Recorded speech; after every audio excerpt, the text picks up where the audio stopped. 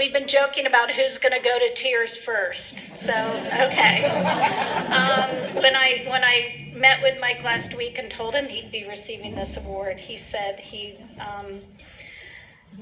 I think we both started getting a little teary at that point because he's just so proud of the work that he's done, and his family's here with him. I know that you may want to introduce them. Sandy, would you come forward? Sandy Gross. I should have done this first, Sandy. I apologize. I know Mike's aunt from a previous life, and after I got this job, she told me about Mike's story, and I reached out to Mike's Uncle David, and then he introduced me to Mike, and so he's been visiting, and I've gotten to know him very well over the last few months.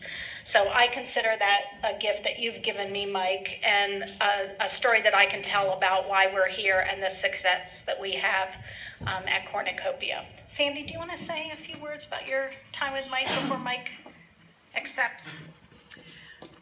It was a long time ago, so it's hard to remember everything. That's why I'm here. Yeah. Back in those days, we didn't have rehab and retail. We all did everything together. So Mike's experience was with me and with Brian and with Jack, with Jerry, with Tom. There were just many individuals. But it's people like Mike who gave us our inspiration, who made it what it is. And so we just want to thank you, Mike, for all you've done for us. And I just have to say, for those of you who haven't had a chance to meet Mike yet, Mike knows every statistic about baseball known to man. He and Tony were going back and forth at the table today. And Mike, step forward a little bit. I've been playing with you today. He is rocking the black leather pants. It's a good look. So, Mike, I present you with this Lifetime Achievement Award in recognition of decades of success in the workplace and your efforts and personal commitment to do your very best.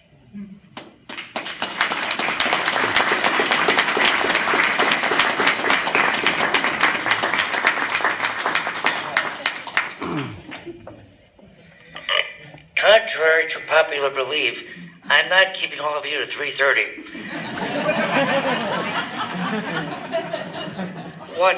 What does it mean to be a team player? What does it mean to go the extra mile? A lot of us have heard these cliches in sports and athletics and at various times in our lives. But when it comes to the actual workplace, you're dealing with a whole other element. I learned these things very early on. Back in 84, 85, I learned 3 things. Being up front and being in the limelight is not always the best place to be. Number 2, taking on a supportive role or a background role, that has its own reward. But the best thing you can ever give a baseball fan, a customer, whoever you may come in contact with, is your smile.